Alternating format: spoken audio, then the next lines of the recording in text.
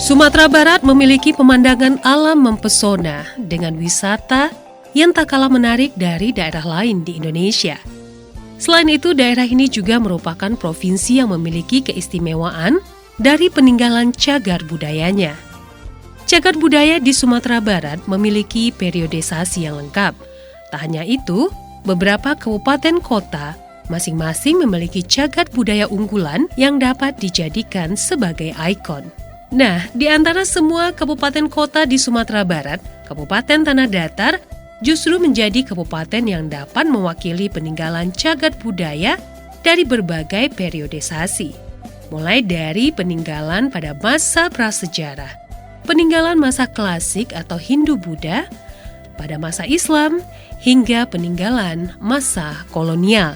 Tanah Datar menjadi sebuah miniatur dari jejak peradaban yang ada di Sumatera Barat. Tak hayal, banyak para wisatawan yang berkunjung ke Tanah Datar. Para pelajar juga terbilang banyak jumlahnya melakukan wisata edukasi di kabupaten ini.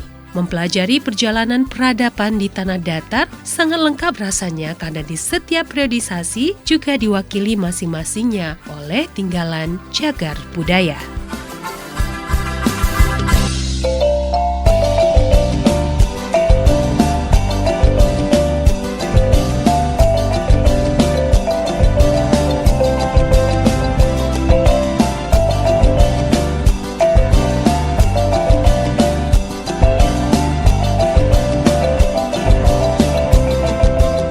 Cagar budaya pada masa prasejarah di Kabupaten Tanah Datar, diantaranya situs Menhir Talago Gunung dan situs Menhir Tambun Tulang. Cagar budaya masa klasik atau Hindu-Buddha adalah situs komplek prasasti Aditya Warman, situs prasasti Sarwaso, dan situs prasasti Kuburajo. Untuk cagar budaya pada masa kolonial, kita dapat melihat Benteng Van der Kapellen, Gedung Indo Jalito, ataupun Gedung Controller. Sementara itu juga terdapat situs cagar budaya lainnya yang terkait dengan tinggalan budaya tradisi, seperti Medan Bapaneh dan Rumah Gadang. Total berdasarkan data inventarisasi, cagar budaya yang telah dilakukan oleh Badan Pelestarian Cagar Budaya Sumatera Barat tahun 2017, baik yang telah ditetapkan maupun belum, adalah sebanyak 68 situs cagar budaya yang keseluruhannya wajib untuk dilestarikan bersama-sama. Nah, kali ini kita akan bahas tentang objek wisata Batu Batikam. Akses ke lokasi Batu Batikam tidak begitu sulit. Kota Batu Sangkar menjadi titik terdekat dari situs Batu Batikam dengan jarak hanya sekitar 5 km dan jika berangkat dari kota Bukit Tinggi hanya butuh waktu sekitar 1 jam.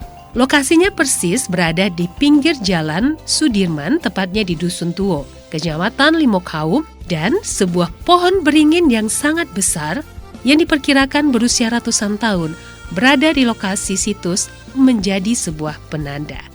Kali ini, kami akan ajak Anda menelusuri lebih lengkap jejak langkah Kerajaan Minangkabau melalui situs Batu Batikam.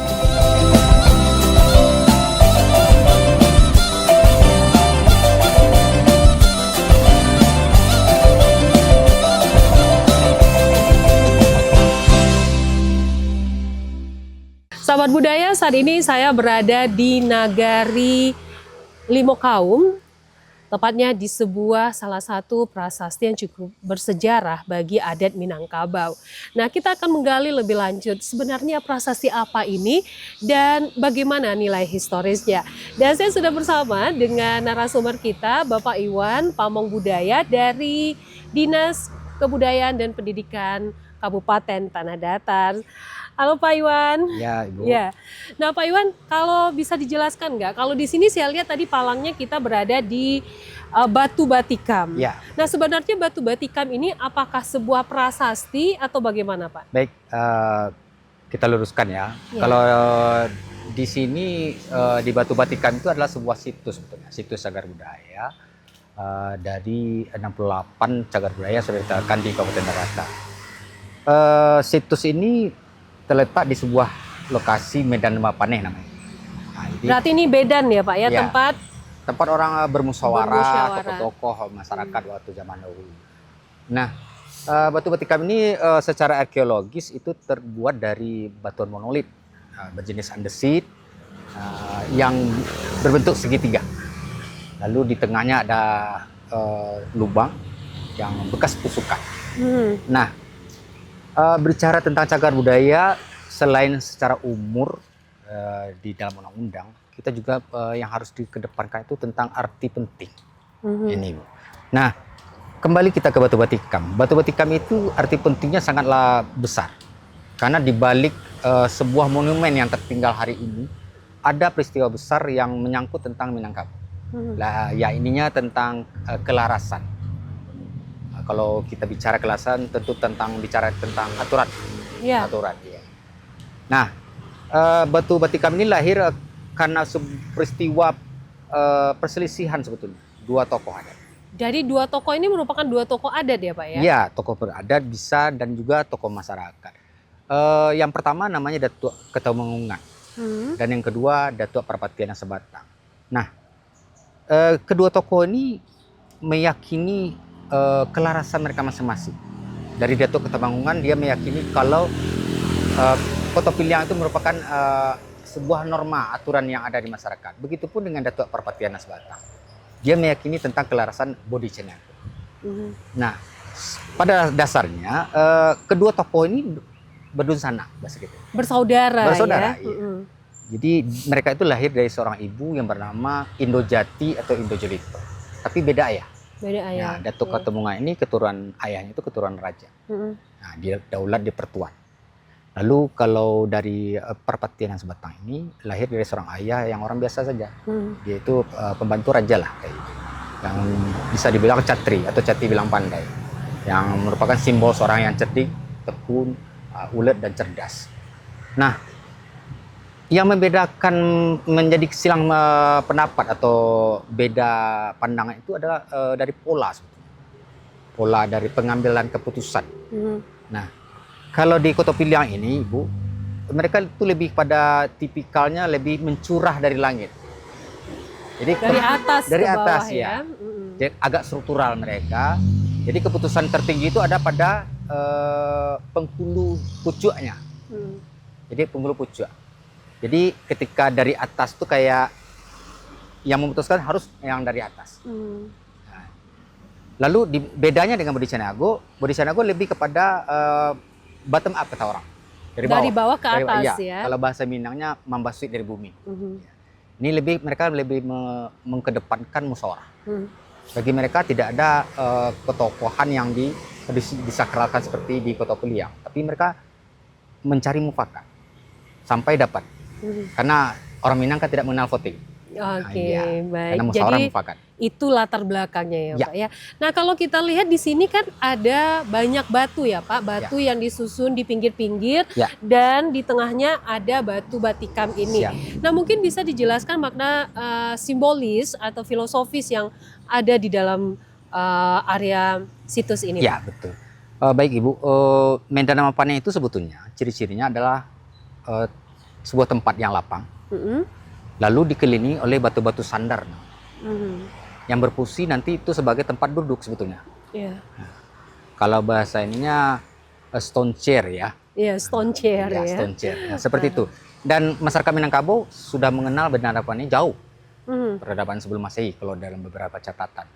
Juga kalau Medan Mapane ini juga dilengkapi dengan sebuah tanaman pelindung biasanya. Baringin.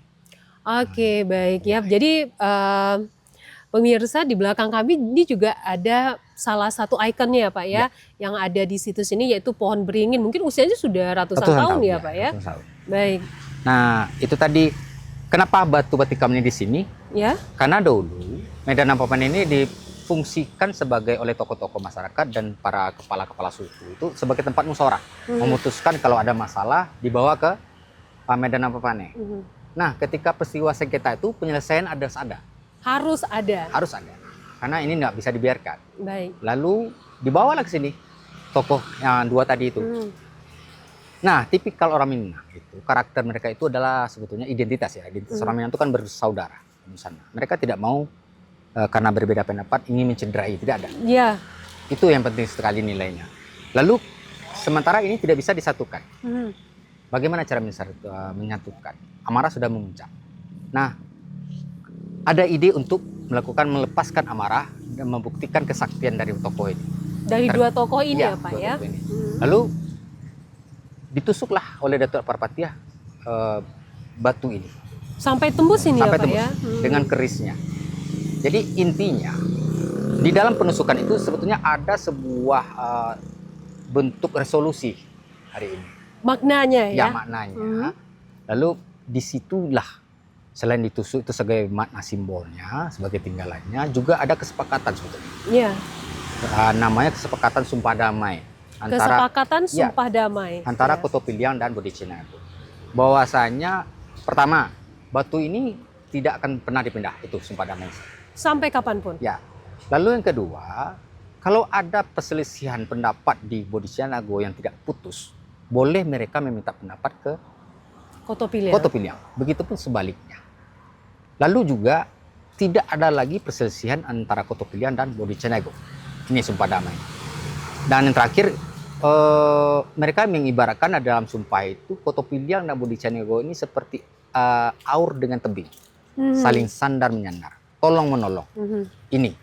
Jadi di Minangkabau ini makna yang kita dapatkan, bahwasanya bagaimanapun pertengkaran, perdebatan, beda pendapat, tetap rasa persatuan dan persaudaraan itu menjadi yang lebih di depan. Jadi maknanya sangat dalam sekali ya, filosofinya sangat terasa sekali bagaimana pada zaman dahulu masyarakat Minangkabau sudah menerapkan namanya sistem demokrasi ya, musyawarah untuk mencari mufakat ya.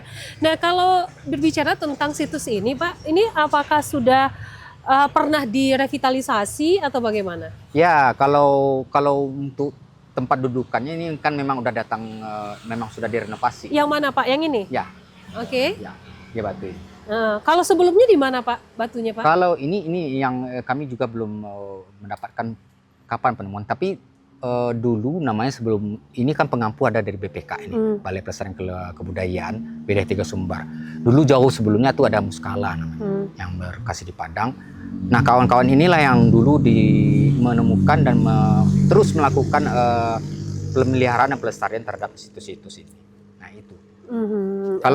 Kalau saya analisa saya saja ini. Mungkin pembangunan revital ini kan ini agak sama dengan arsitektur pagarnya dengan Istana Pagaruyang. Mungkin satu fase. Satu fase dengan Istana Bahasa Pagaruyang ya. Nah, kalau dilihat lagi, Pak, apakah sampai saat sekarang ini selain sebagai objek wisata, apakah juga masih digunakan untuk tradisi atau acara adat di sini, Pak? Ya, ini perubahan fungsi ya. Biasalah dalam kebudayaan itu dia tidak statis. Hari ini mungkin ya beberapa medan panen di daerah Tanatar ada yang masih dimanfaatkan untuk kegiatan-kegiatan budaya, tapi kalau untuk di Batikam ini nyaris hanya untuk sebagai daerah destinasi saja. Destinasi yang kemudian untuk sebagai bagian untuk refleksi ya, Pak ya. Perenungan inilah zaman dahulu para tetua adat kita melaksanakan sistem demokrasinya. Nah, apakah masing-masing batu yang ada di sini ini memiliki makna tersendiri, Pak? Ya, kalau yang ini mungkin saya rasa ini ya, ini kita belum punya catatan nih yang ini. Tapi kalau melihat ini ya, ini kayaknya masih di awalnya ini sama tinggi ya. Ini seperti ciri Bodhicianago. Nah, ada yang terlupa tadi. Apa perbedaan Kotopiliang dengan Bodhicianago? Karena mereka itu menerapkan sistem ada yang pengambil kebijakan tertinggi. Nah, kalau di Balai Medan Panen itu bedanya, kalau yang sama datar itu Bodhicianago. Ini kan sama datar nih. Nah, kalau di Kotopiliang di Medan Panen itu ada satu batu yang lebih tinggi. Dia akan kayak apa ya? Berurutan tuh tingginya. Ada sistem stratanya. Stratanya ya, Pak ya. Kalau ini berarti diartikan sama dengan sistem Bodhicianago. Ya, kalau melihat kondisi fisik ini Bodhicianago. Sama tinggi. Sama tinggi. Nah, kalau untuk dilihat jenis batu yang digunakan, batu apa ini yang banyak ditemukan di sini, Pak? Ini sama, andesit. Andesit ya. Batu-batu andesit ya. Nah, kalau untuk kunjungan wisatawan ke sini, biasanya tuh mereka ngapain nih, Pak, di tempat ini? Ya, paling ini dulu ada barcode ya tentang informasi. Paling banyak itu sebetulnya dari sekolah-sekolah dan para perantau. terutama nanti di karya budaya itu ya, wisata budaya itu kan ada tuh di sekolah-sekolah, mereka mampir sini. Mereka mendapatkan nanti datanya dari sekolah tentang informasi batu batikam itu apa. Karena persoalan batu batikam ini kan bukan persoalan tanah datar, tapi persoalan Minangkabau. Minangkabau secara keseluruhan ya. Karena kelarasan itu mengatur, baik itu secara mufakat, struktur kepemimpinan, cara pemilihan kepemimpinan, rumah gadang sendiri, dan balai-balai adat. Itu kan menggambarkan coraknya. Nah, dari arkeolog sendiri ini, mungkin tupoksinya Bapak ini ya, para masyarakat ataupun dinas terkait dalam menjaga keaslian ataupun keasliannya seperti apa, Pak? Oh ya, kebetulan ini situs ini langsung pengelolanya dari Balai Pelestarian Kebudayaan Wilayah 3 Sumatera Barat. Jadi setiap situs yang ada dikelola langsung oleh BPK itu mereka menempatkan satu orang juru pelihara. Nanti itu kebersihan segala macam itu memang Jupel ini yang langsung mengeksekusi. Ya. Jadi terpelihara secara keutuhannya. Lalu juga mereka sering juga mengadakan konservasi dari BPK. Ya, contoh ada menghilangkan lumut segala macam itu mereka tetap berkala melakukan. Apakah ada perawatan khusus untuk situs batu batikam ini, Pak? Oh ya, biasanya kalau yang seperti prasasti juga mereka melakukan perawatan. Itu ada berkala dari BPK. Kebetulan yang pengampuh dari pengelolaan ini dari BPK Wilayah 3 Sumatera Barat. Nah, kami hanya di daerah baru sampai pendampingan aja. Pendampingan ya Pak. Oke. Berarti batu batikam ini merupakan salah satu situs yang ada di Tanah Datar. Dari berapa banyak situs tadi Pak? 6 ya? Kalau yang sudah ditetapkan itu cagar budaya itu ada 68 cagar budaya yang ada di Kabupaten Tanah Datar. Nah, salah satunya batu batikam. Salah satunya batu batikam ini. Nah, mungkin harapan Bapak ke depannya nih Pak dengan adanya situs batu batikam ini seperti apa Pak? Ya, pertama tentu kita harus berharap untuk kita seluruh stakeholder lah, masyarakat dari bekas bawah sampai pada yang tertinggi itu senantiasa kita harus melestarikan lah warisan budaya. Karena ini penting buat kita sendiri dan anak cucu kita ke depan sebagai pengetahuan, sumber informasi dan kebanggaan sebetulnya.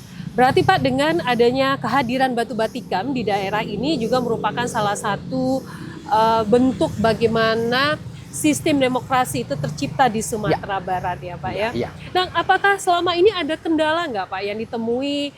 Atau mungkin ada nggak yang berniat mencuri batu ini dengan seperti situs-situs lain kan biasa dibongkar atau dipindahkan? Apakah selama ini ada ditemukan seperti itu? Ya, alhamdulillah untuk Kabupaten Datar kita aman, tidak seperti yang di daerah lain waktu itu ya, ada pencurian ya. Ya, pencurian benda cagar budaya gitu ya. Alhamdulillah masyarakat Minangkabau ini masih beradab lah, punya etika, punya rasa perisai. Ini kan rasa perisai itu mesti ada bagi masyarakat. Masyarakat kita nggak terlalu naif lah untuk melakukan hal-hal yang kurang baik gitu ya. Masih tertata dengan baik.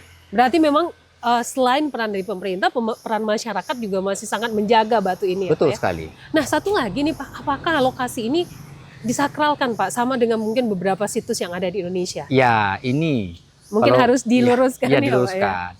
Kalau memang betul dahulu kala mungkin iya. Tapi dalam hal sejarah kebudayaan itu kan perubahan fungsi itu biasa. Karena kan ada rentang waktu, ada orang bertukar masa, bertukar orang dan juga tentang pengetahuan. Itu akan merubah fungsi. Nah, untuk batu batikam itu sendiri tidak ada. Tidak ada ya Pak ya? Tidak ada pensakralan seperti itu. Apakah dari dulu memang tidak disakralkan oleh masyarakat Minangkabau Pak? Kalau dulu saya nggak ngerti juga. Tapi kalau sepanjang pengetahuan dan literasi yang saya baca nggak ada ini kayaknya. Oke. Misalnya diberikan seperti sajen atau ada ritual-ritual keagamaan atau ritual spiritual di sini nggak ada ya Pak ya? Untuk di batu batikam enggak, tapi mungkin di beberapa tempat lain mungkin ada. Masih ada ya? Ya ada, tapi hari ini enggak juga. Enggak juga. Karena gini, saya meyakini seperti ini. Ketika Sumpah Sakti Marapalam dicanangkan, ada bahasa di sarak-sarak bahasa di Kitabullah itu, kita mengakui agama Islam. Dan itu sudah berubah semuanya ya? Itu yang saya yakini. Berarti kapan itu Sumpah Sakti Marapalam itu Pak? Yang mulai mengikrarkan ada bahasa di sarak-sarak bahasa di Kitabullah itu pas Perang Padri itu. Di Perang Padri. Perang Padri.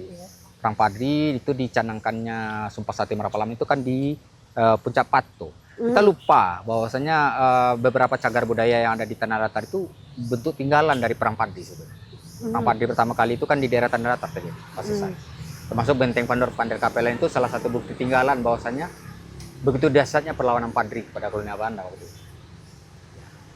Jadi itu saling terkait. Saling terkait ya. Jadi baik pendengar, satu hal yang menarik ya dari perbincangan kita dengan Pak Iwan tadi bahwa situs ini mungkin sedikit berbeda ya dengan situs-situs lain yang ada di Indonesia, bahwa di sini tidak disakralkan dan tidak ada kegiatan-kegiatan spiritual lainnya. Hal ini juga tidak lepas dari flashback ketika Sumpah Sakti Marapalam diucapkan, yaitu di Puncak Pato ya Pak ya. Di Puncak Pato, di mana disitulah mulai diikrarkannya bahwa adat Minangkabau itu sudah berazaskan adat Basandi Sarak Basandi Kitabula, bahwa di sana menyatakan masyarakat Minangkabau sudah mengakui bahwa keberadaan adat ini tak lepas dari Kitabullah, yaitu Al-Quran dan hadis. Nah baik pendengar, kali ini kami masih akan menggali lebih lanjut ya tentang bagaimana itu prasasti Batu Batikam ini. Tentu satu lagi nih Pak, harapan, himbauan ke masyarakat terkait Batu Batikam ini seperti apa Pak? Ya pertama dulu tentang pelestariannya, kita harus jaga dulu barangnya. Karena ini barang ini sangat nggak bisa ada ganti. Oke, tidak akan tergantikan lagi ya. Lalu kepedulian kita itu bagaimanapun pemerintah mencanangkan, menghimbau dan melakukan kegiatan, tapi kalau tidak disupport dengan masyarakat grassroots, orang terdekat dari objek kebudayaan itu sendiri, ini menjadi mimpi saja. Nah, jadi ada sinergitas antara pemerintah dan yang penting sekali itu masyarakat sekitar wilayah ini. Kepedulian sebetulnya. Kepedulian ya, jadi intinya adanya kepedulian untuk sama-sama menjaga situs ini. Baik, terima kasih Pak Iwan untuk waktu dan bincang-bincangnya. Semoga ini bisa menjadi salah satu motivasi ya buat kita semua untuk selalu menjaga peninggalan budaya yang ada di sekitar kita.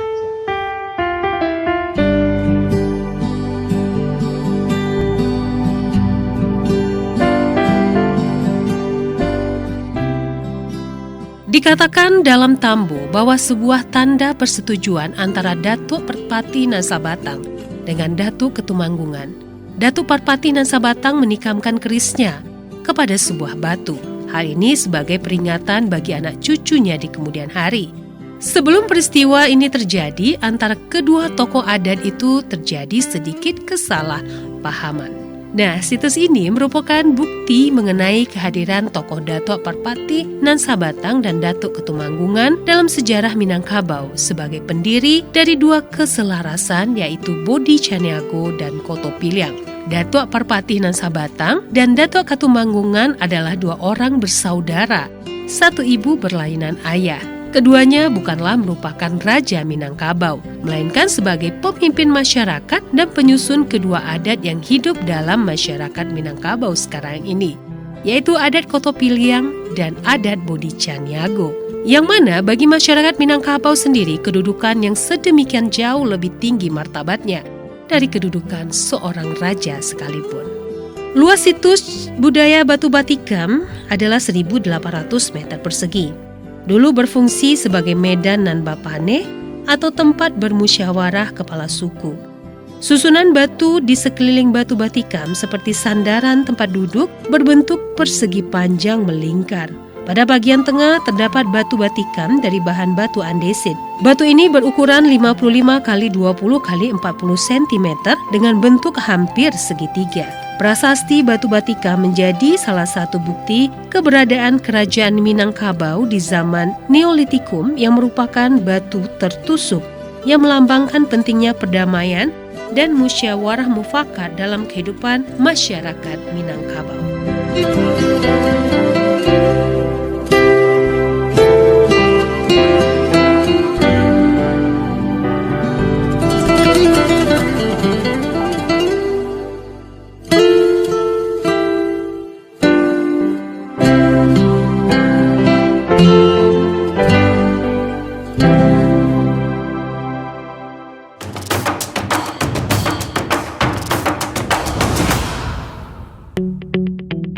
RRI Digital dengan tampilan baru, berbagai konten kolaborasi dari berbagai program nasional, termasuk siaran visual langsung, siaran radio langsung, daftar putar musik, podcast, berita video, dan berbagai fitur interaksi pengguna dalam permainan. Berbagai konten menarik seperti suka, komentar, dan berbagi, serta obrolan langsung dengan penyiar dan pengguna. Pesan langsung dan fasilitas obrolan pribadi antara pengguna aplikasi juga tersedia. RRI Digital tersedia di Google Store dan App Store. RRI Digital.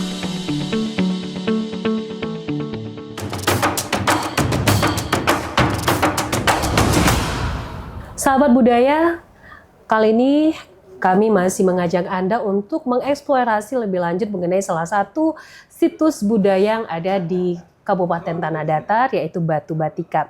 Nah, saat ini bersama saya sudah ada narasumber kita, Ibu Tumini SS, yaitu arkeolog dan pamung budaya, ahli muda UPT Kementerian Kebudayaan, Dirjen Kebudayaan Balai Pelestarian Kebudayaan Wilayah 3 Provinsi Sumatera Barat. Selamat siang Bu Tumini.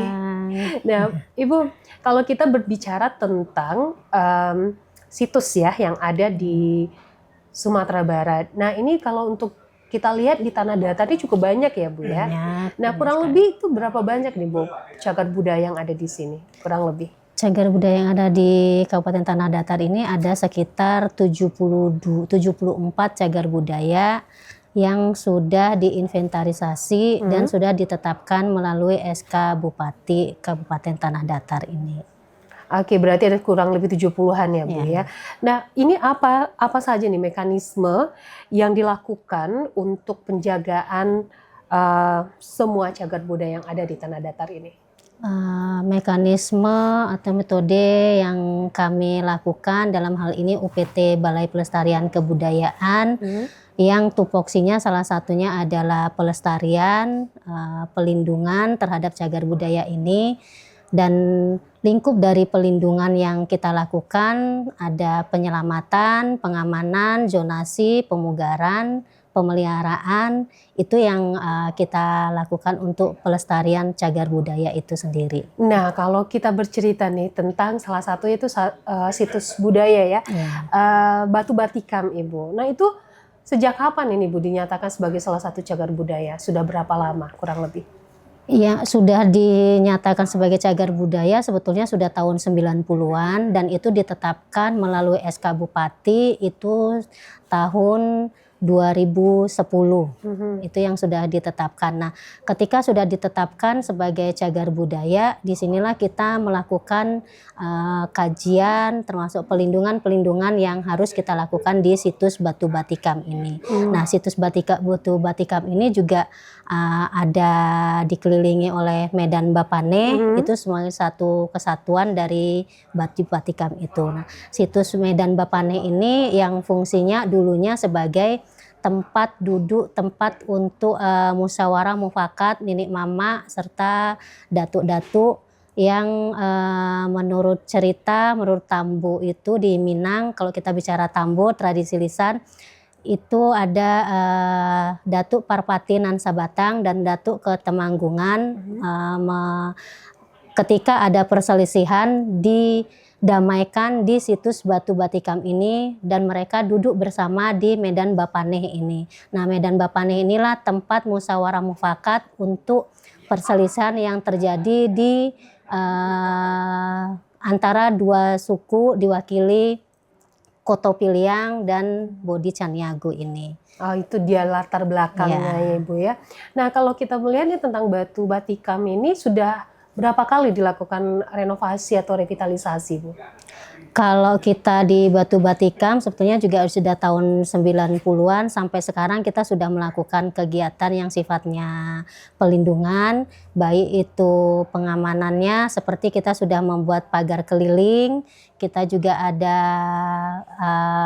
pemeliharaan, pemugaran kita yaitu pembenahan terhadap pagar-pagar serta situs-situs yang ada di situ. Sementara di pemeliharaannya kita di situ juga menempatkan juru pelihara situs yang tugasnya merawat serta membersihkan sehari-harinya supaya di situs Batikam dan Medan Bapane ini terawat dengan bersih dan kondisinya juga bersih. Selain itu, kita dari BPK 3 juga melakukan perawatan yang namanya konservasi. Nah, konservasi inilah yang membersihkan langsung ke objeknya seperti Batu Batikam dan Medan Bapane itu. Medan Bapane itu seperti yang kalau kita lihat di lapangan itu ada jamur, kerak-kerak, nah, itu yang terjadi yang menempel itulah yang kita konservasi. Nah, kita konservasi itu menggunakan bahan yang ada bahan kimia dan yang kita oleskan di untuk menghilangkan kerak dan jamur-jamur yang ada itu. Dan disitulah mulai terawat dan terjaga si objek cagar budaya kita ini. Berarti ini memang sudah dari tahun 90 udah mulai direnovasi, revitalisasi, tapi tanpa meninggalkan kebentuk aslinya ya Bu ya. Nah, kalau untuk kegiatan tersebut yang dilakukan oleh Ibu dan teman-teman itu apakah ada penjagaan khusus? Misalnya itu untuk membersihkan dan sebagainya di sana, Bu?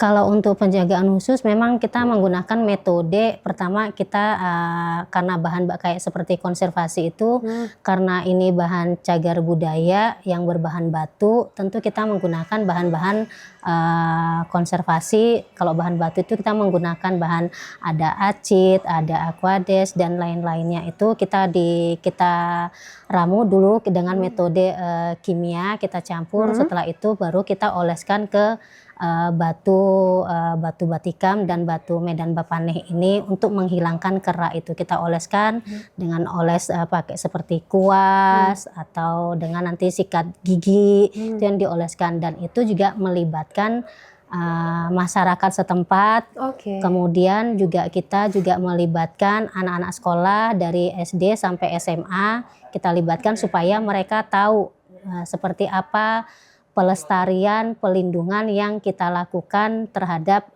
cagar budaya khususnya di Batu Batikam ini. Berarti sangat menarik ya Bu, untuk pelestarian, untuk penjagaan juga melibatkan seluruh lapisan masyarakat ya. Nah, itu sekali berapa waktu nih mulai pembersihannya? Kan nggak setiap hari kan Bu, maksudnya untuk pengolesan apakah setahun sekali atau berapa tahun sekali? Ya, kalau untuk rutinitas khusus konservasi ini kita lakukan minimal 1 tahun sekali atau 2 tahun sekali. Tetapi kalau untuk perawatan sehari-hari itu dilakukan setiap hari karena di situ kita ada juri pelihara yang tugasnya membersihkan dan merawat rutin setiap harinya gitu. Itulah tugas dari juru pelihara. Sementara kalau penanganan yang pemeliharaan konservasinya kita minimal 1 tahun sekali. Itu masuk ke program kegiatan di BPK 3 itu. Nah, kalau dilihat sosialisasi ke masyarakat nih Bu, kan kalau di sini kita lihat kan juga banyak nih situs budaya lainnya di tanah datar ya.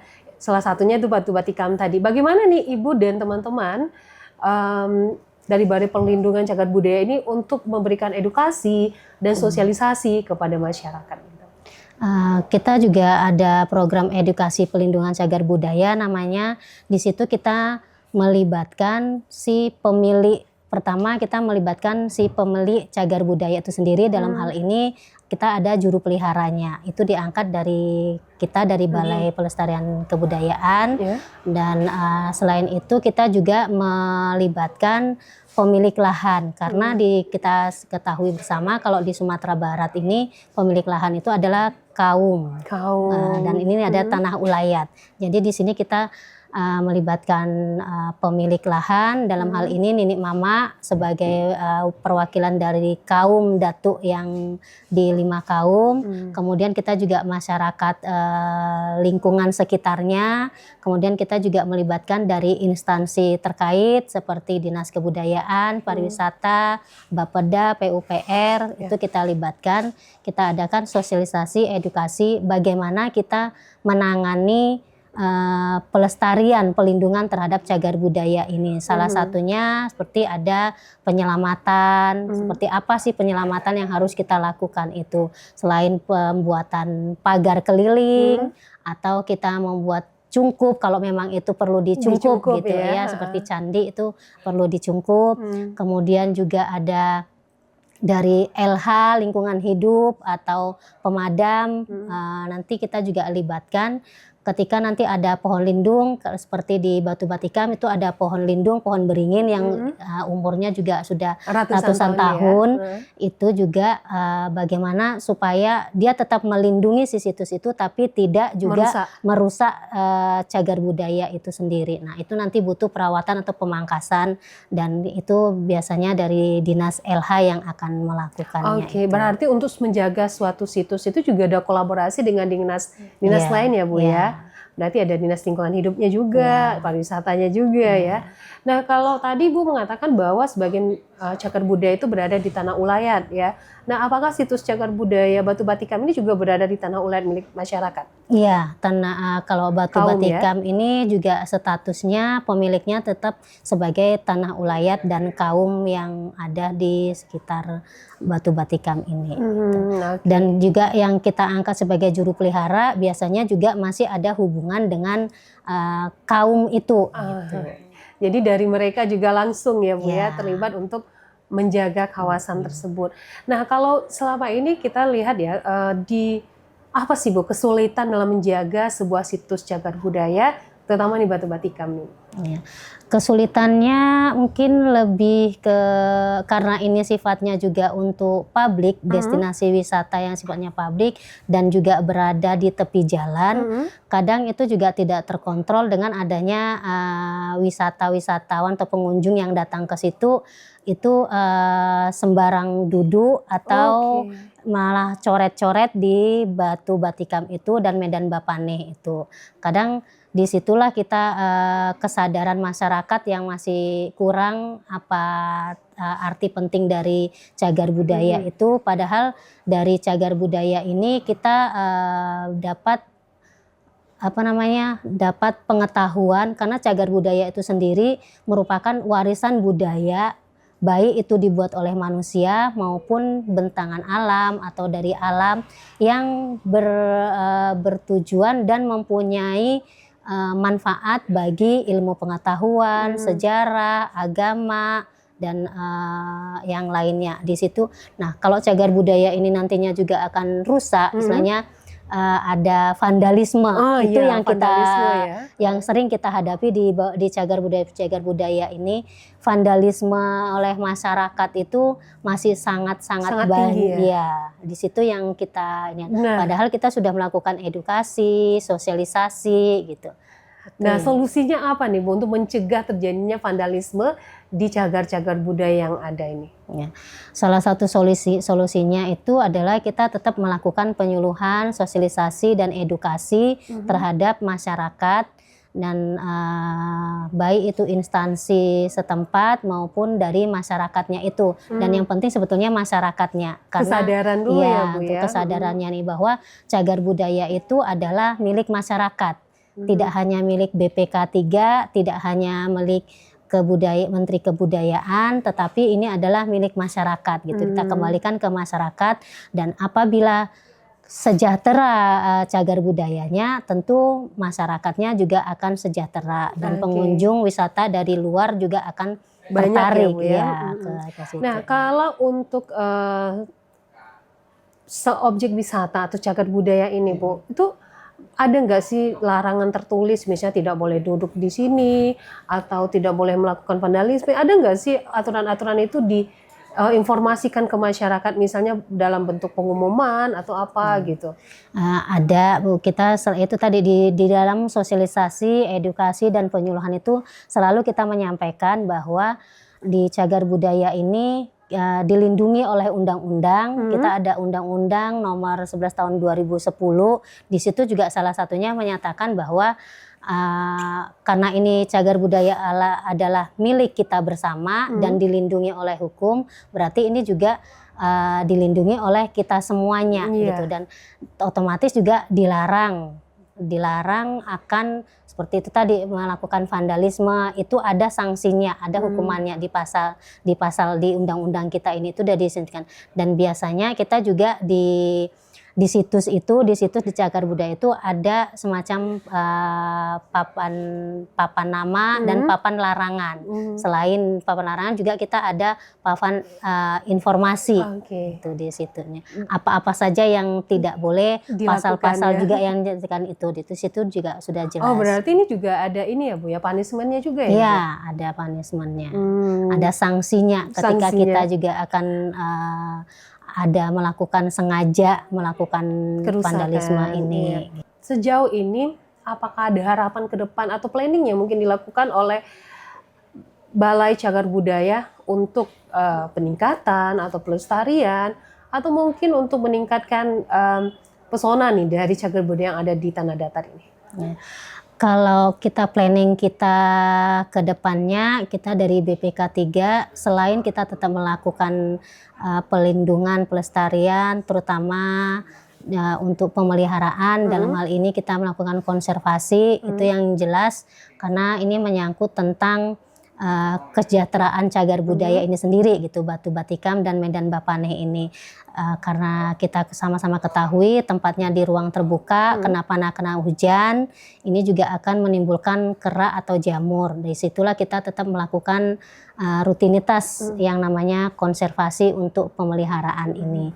Di sini kita juga tetap melibatkan masyarakat dan melibatkan akademisi, dalam hal ini anak-anak sekolah, terutama di lingkungan sekitar Batu Batikam ini sendiri. Kemudian nanti kita rencana ke depannya kita akan membuat semacam master plan, roadmap terhadap perjalanan Batu Batikam ini. Oh, berarti itu seperti perjalanan sejarah lahirnya Batu Batikam ini ya Bu ya. Dan nanti ini kan juga akan terkait dengan, karena di sini kita banyak cagar budaya, terutama prasasti-prasasti yang ada di Tanah Datar.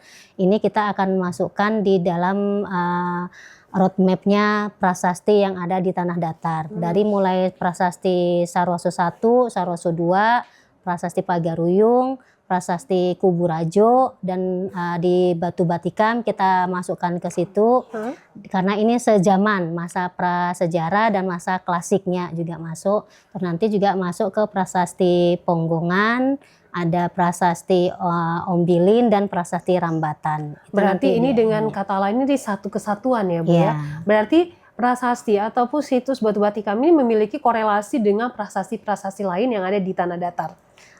Kalau untuk sejamannya iya, karena kita masuk ke zaman prasejarah, zaman batuan, dan yang cikal bakal dari namanya Medan Bapane. Sebetulnya Medan Bapane ini kan juga awal dari penggunaan batu yang namanya batu menhir, batu taga. Kalau kita dibilangnya batu taga, yang fungsinya dulunya sebagai pemujaan terhadap nenek moyang kita, kemudian di zaman tradisional dan kita kaitkan dengan Datuk Parpatinan Sabatang, kemudian Datuk Katemanggungan, batu menhir ini, batu taga ini difungsikan sebagai tempat duduk, tempat berio-iyo, tempat bermusyawarah gitu, yang dulunya belum ada belum ada namanya rumah gitu gadang, rumah gadang atau rumah pertemuan seperti Balai Rung Sari Tabe, yang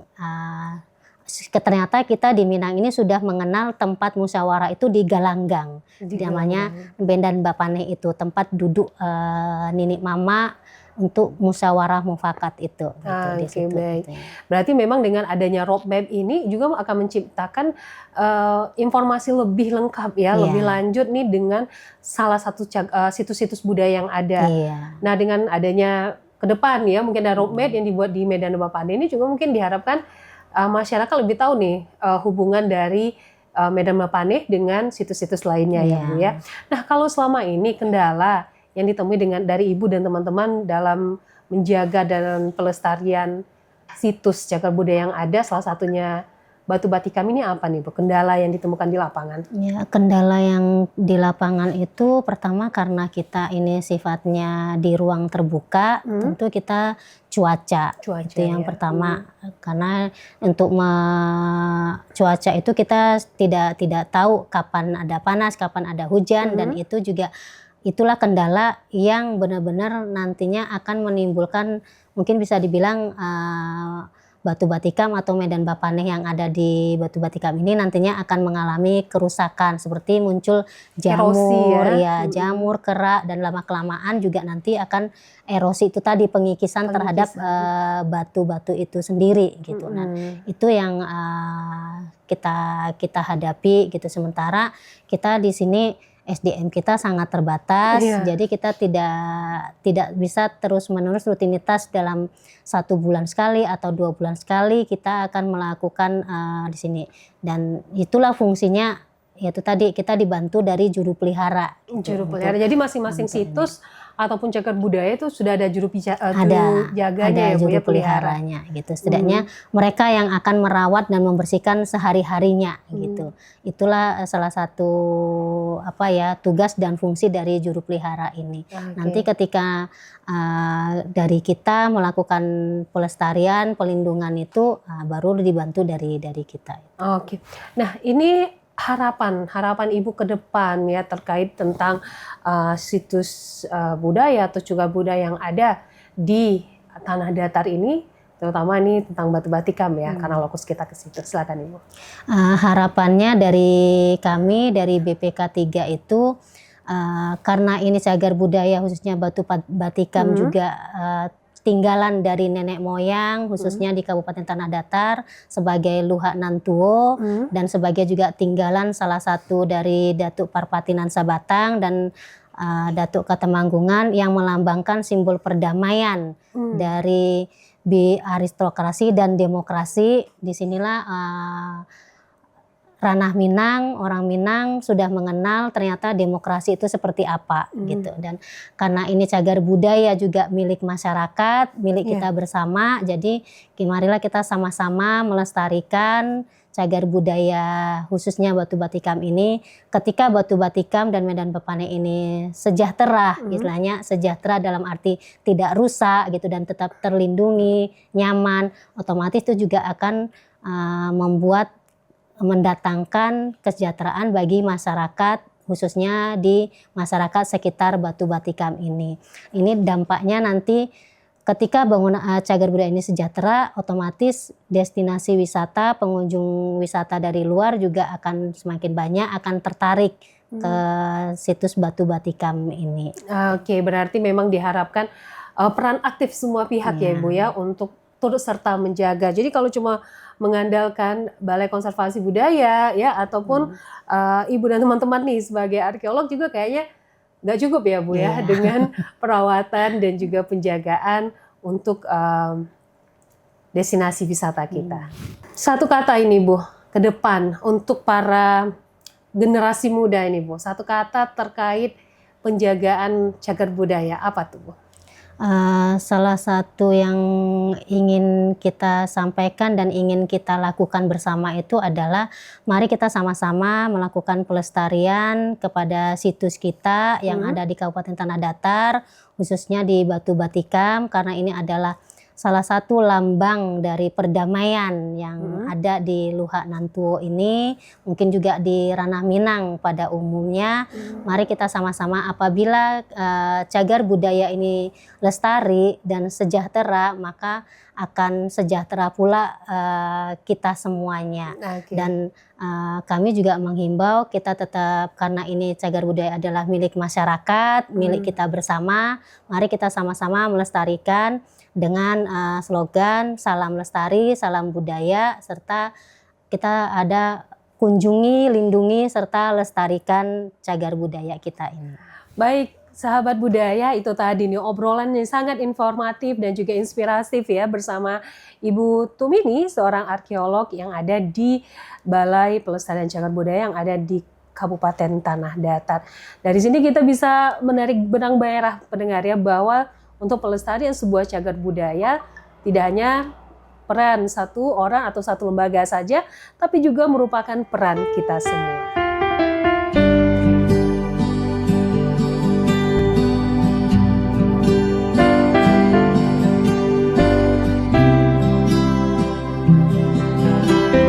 Pelestarian dalam konteks cagar budaya dapat dimaknai sebagai upaya pengelolaan sumber daya budaya yang menjamin pemanfaatannya secara bijaksana serta menjamin kesinambungan persediaan dengan tetap memelihara dan meningkatkan kualitas nilai dan keanekaragamannya.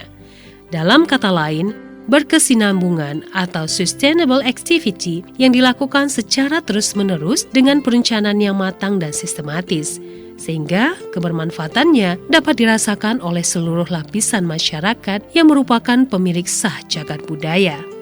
Hal lain yang perlu dipahami adalah bahwa pelestarian cagar budaya tidak hanya terkait dengan objek dari cagar budayanya saja, tetapi juga meliputi aspek-aspek lain baik yang berkaitan langsung maupun tidak langsung. Hal ini berdasarkan pada kenyataan cagar budaya itu tidaklah berdiri sendiri.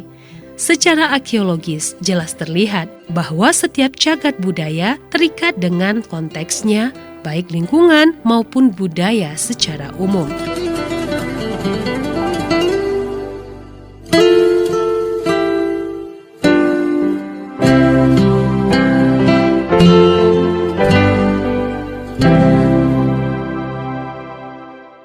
Saya Ade Supiandi. Kalau saya dari Jawa Barat, rekan-rekannya dari Jakarta nih. Kalau dari kemarin saya jalan ya, itu wisata sejarahnya itu memang bagus. Tapi sayangnya, itu masyarakatnya kurang begitu tahu.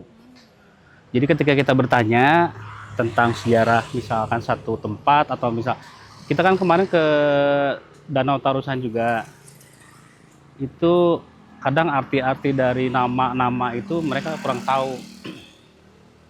Nah sayang banget gitu kalau misalnya seperti itu. Tapi beberapa tempat kayak misalkan Kopi Luwak Bunga Bangkai itu ya, Rafflesia, nah itu lumayan bagus. Mereka bisa nerangin gitu loh. Saya udah naik ke belakang istana ini nih, termasuk ke istananya. Nah sebentar lagi nanti paling kita ke Batu Angke. Harapannya sih tetap terjaga ya. Terus kalau saya lihat sih memang sudah bagus, cuma masih dikelola oleh masyarakat. Jadi secara kalau pemerintahan itu masih, walaupun itu didukung sama pemerintah. Ya udah lumayan bagus sih. Cuma penerangan ke masyarakat secara luas, bukan hanya kelompok-kelompok tertentu itu yang kurang. Jadi kita kalau misalkan wisatawan datang kadang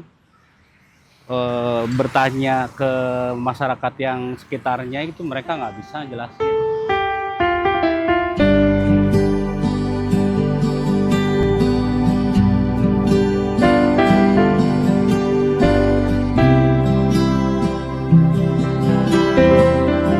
Indonesia memiliki ribuan peninggalan bersejarah yang telah ditetapkan sebagai cagar budaya yang tersebar seantero Nusantara.